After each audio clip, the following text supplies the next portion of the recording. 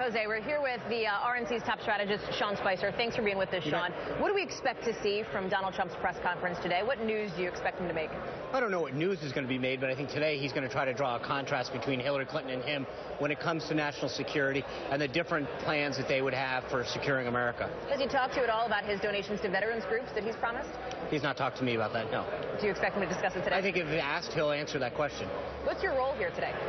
We're from the party. We're here to help.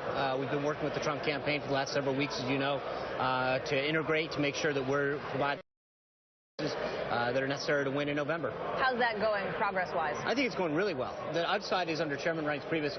We've ensured that we've had the best ground game, the most prepared that we've ever been in the history of this party. Our data and our analytics are second to none. And so when the Trump campaign became that likely presumptive nominee, we were able to integrate and provide them the resources that we've built up over the last 3 years to ensure that moving forward into the general election phase, that we've got what it takes to win. Trump himself has said he's rather unconcerned about data as it relates to the general election campaign. That's an area that the RNC has pumped its resources in over the last 4 years. Does that concern you to hear your nominee say that? No, because I think at the end of the day, a candidate's job is to be a candidate, to get out there, talk about their message.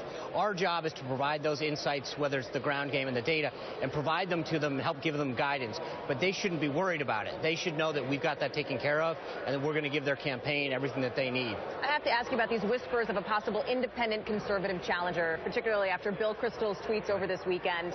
You're smiling. Do you worry about the possibility of somebody coming out now to challenge Donald Trump on the independent ticket? No, I don't, and for a variety of reasons. Number one is we continue to see every day pass on the calendar. The ability to get on the ballots is one issue. Number two is not only is there not a candidate, there's no organization, no fundraising mechanism that's so far evolved. And so I think aside from tweets coming out about this, there's nothing to substantiate a major credible campaign by anyone. And if there was, again, it lacks all those major aspects that you need to win. So again, it becomes... the goal is not to win, the goal is just to spoil, but again, and that's right. So any good conservative that's out there trying to be part of some kind of effort like this is only seeking to put Hillary Clinton in the White House. But you know, while the talk and the fodder is on the Republican side, again, it's the left that has the problem. There is a major divide with Bernie Sanders and Hillary Clinton, not just personality-wise, but on policy.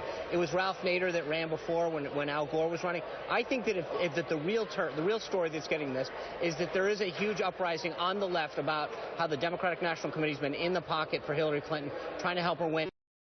We're going to have all these disenfranchised progressives, socialists that Sanders represents, and there's a good chance that you're going to see actually a big movement on the left.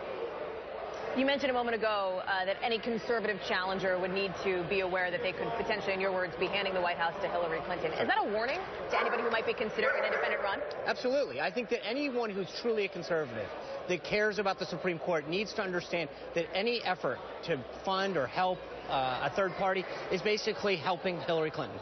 Okay. Sean, thank you so much. I appreciate you joining us. Jose,